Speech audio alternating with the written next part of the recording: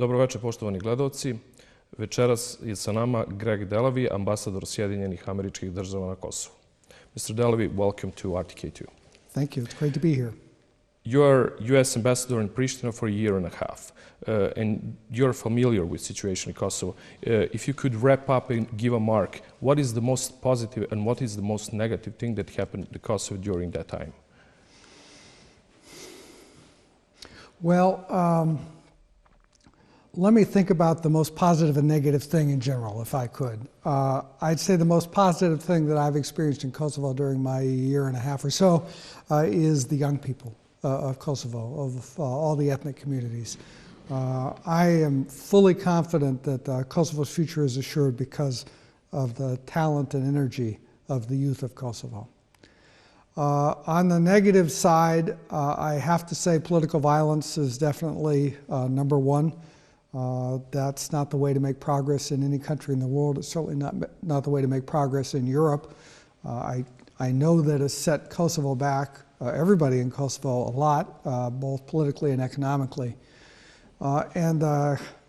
You asked for one, but I'll give you two. The other issue, negative for me, is I see too many people here putting their party, their family, their personal interests ahead of the national interest. And I believe that government officials, whether elected or appointed, should really have an obligation to put the people of their nation first. And I wish more people did that. Process of visa liberalization also stagnates. Agreement of demarcation between the Montenegro and Kosovo is still on hold because there is not enough votes in parliament to pass the agreement. And citizens became some kind of hostages of that process. How can we overcome that situation? Hostages is right. First of all, the agreement with Montenegro is perfectly fine. It basically ratified the border that existed between Kosovo and Montenegro when Kosovo was a province in 1974. It's what's in the Kosovo Constitution. It's what's in the Ahtisaari Plan. So the line the Commission drew is perfectly fine. I think Parliament should vote it. I think members of Parliament should support it. I recognize they've got less personal interest in the issue than most of Kosovo's citizens because most of the opponents have either Schengen visas already or they've got foreign passports that allow them to travel to Europe. But let me get back to the thing I said a minute ago. I think officials should put their interests of their citizens first, and I think the Parliament should vote this, and all members of Parliament of whatever party should support this agreement. Government officials sometimes emphasize that demarcation is the only condition for the visa liberalization. And somehow they forgot that there is another condition, which is fight against organized crime and corruption. What has U.S. Embassy done so far in order to decrease the degree of corruption in Kosovo, and what are the results? Certainly the fight against crime and corruption is an important issue. I think what we saw just this week of 59 police officers being arrested for what amounts to corruption is a very positive sign.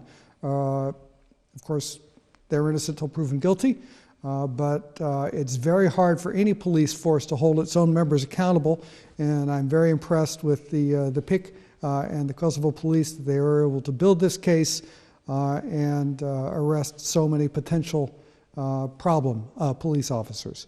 What the U.S. Embassy has done, we do a lot. Corruption and rule of law issues are our first priority. We support training of judges and prosecutors. We, of course, supported the Kosovo police for more than a decade. We are trying to make it harder for officials to be corrupt by supporting things like electronic procurement. And we are drawing a lot of attention to the issue. We had International Anti-Corruption Week, I think 2 weeks ago.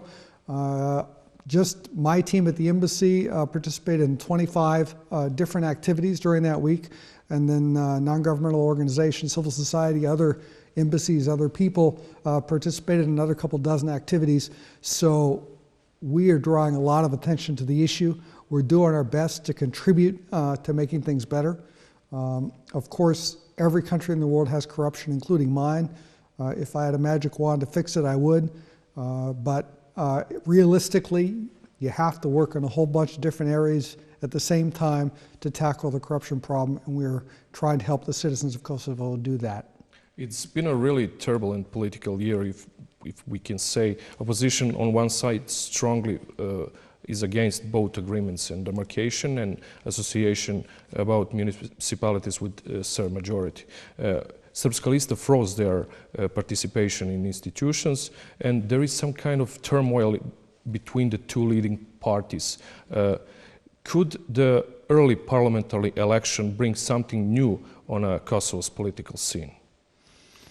As a foreign diplomat, it's not my place to talk about decisions that need to be made by democratically elected people. I will say I think it's important for people in the assembly to get back to work.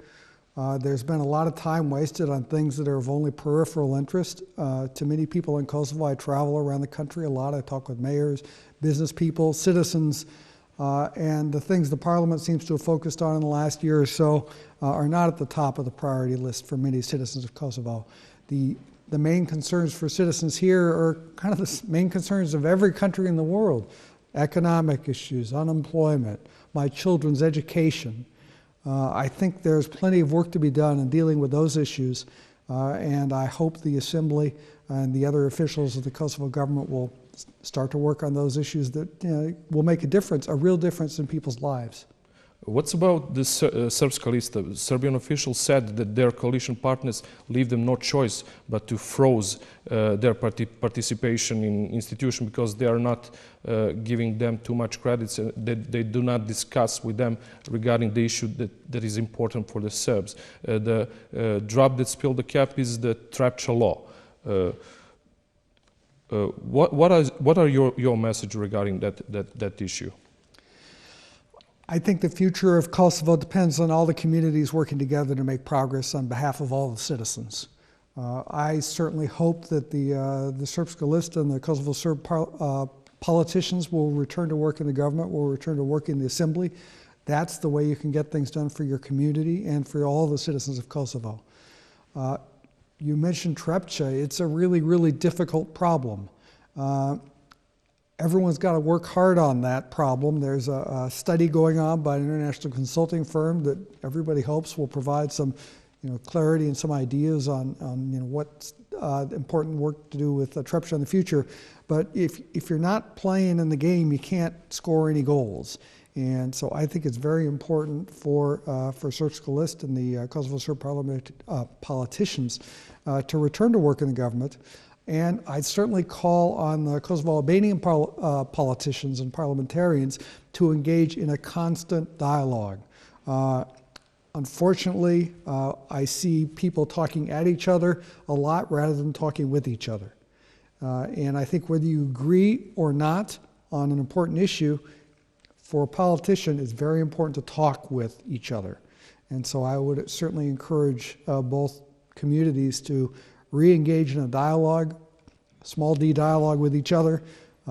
Make sure you express the interests of yourself and your community or the citizens you represent. But let's try to work for positive change for Kosovo.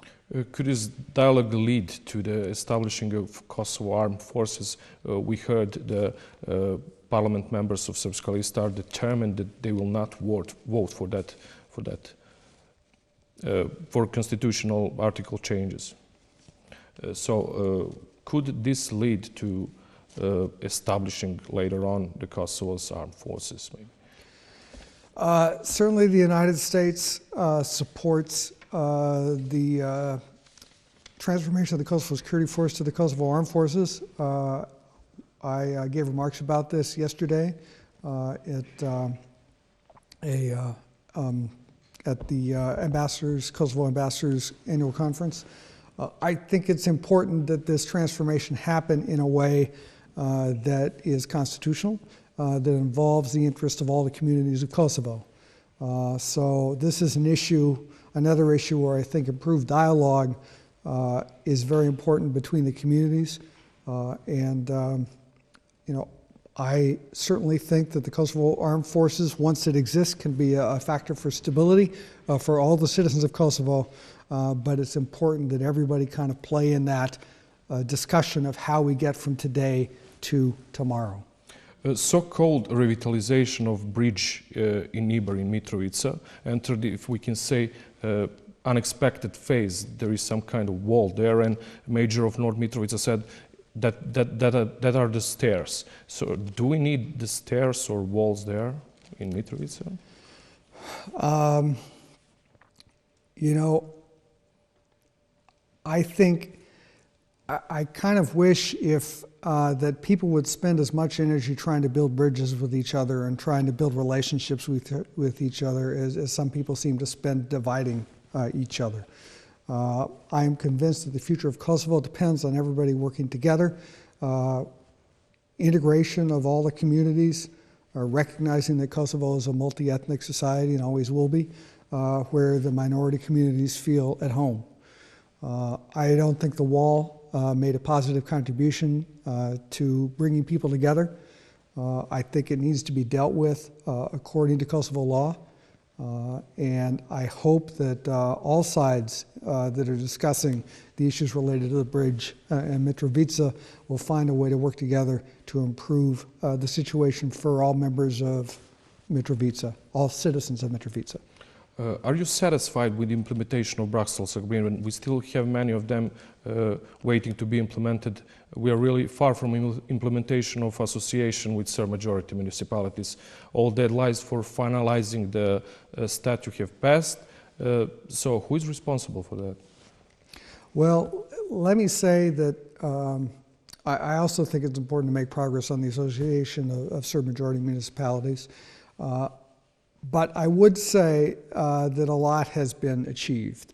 Just this week, we see that the civil registry authorities in the 4 northern cities are now providing birth certificates, marriage license, whatever, to citizens there. So that's positive. Judicial integration is set to kick off on January 10th. That's very positive. There was this telephone code that seems to have been resolved with +383 for dialing Kosovo just last week.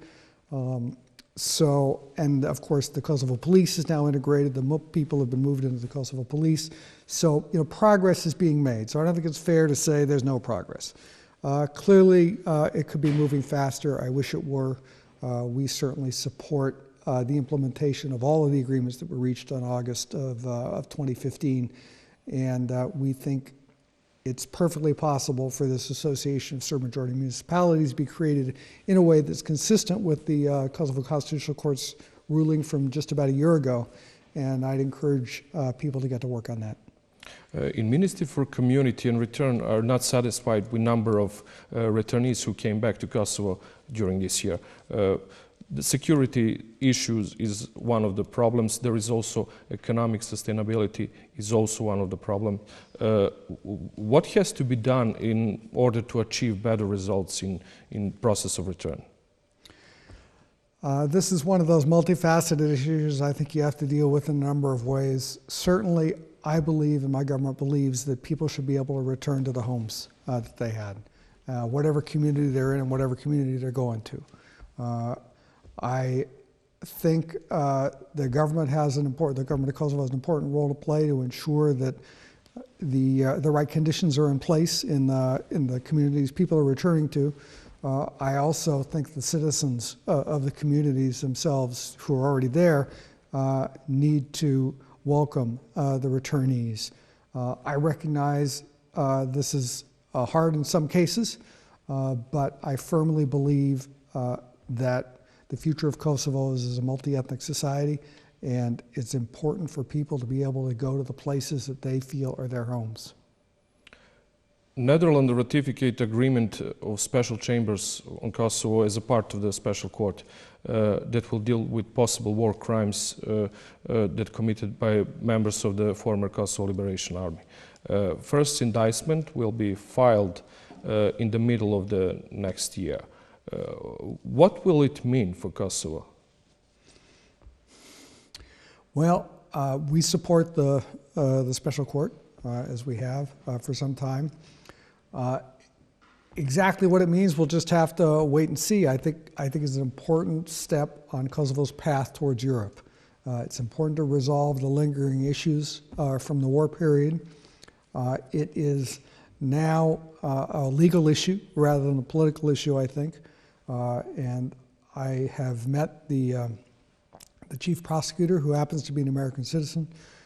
He seems to be a very serious guy with a lot of experience in the area of war crimes prosecution.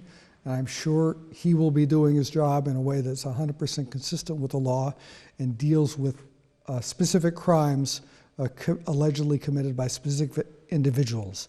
This is not an effort to smear the liberation struggle or any other political issue. This is a rule of law issue, and I am confident that the court will deal with it appropriately. U.S. elected new president. There is analysis, expectations, some thoughts that new elected President Donald Trump will change foreign policy towards EU maybe, or Balkan region. Are there any indicators for that to happen? I don't have anything specific to say about the foreign policy of the new administration, which is not in office yet. I will certainly say that policy towards the Balkans from the United States over the last 20 years or so has been remarkably consistent, whether it's been a Democrat or a Republican in the White House. And I've seen no indication that that's going to change anytime soon. Mr. Ambassador, thank you for the interview. You're quite welcome. Thank you for having me. Poštovani gledalci, bila je to emisija sa gospodinom Gregom Delavijem. Ostanite uz RTK2.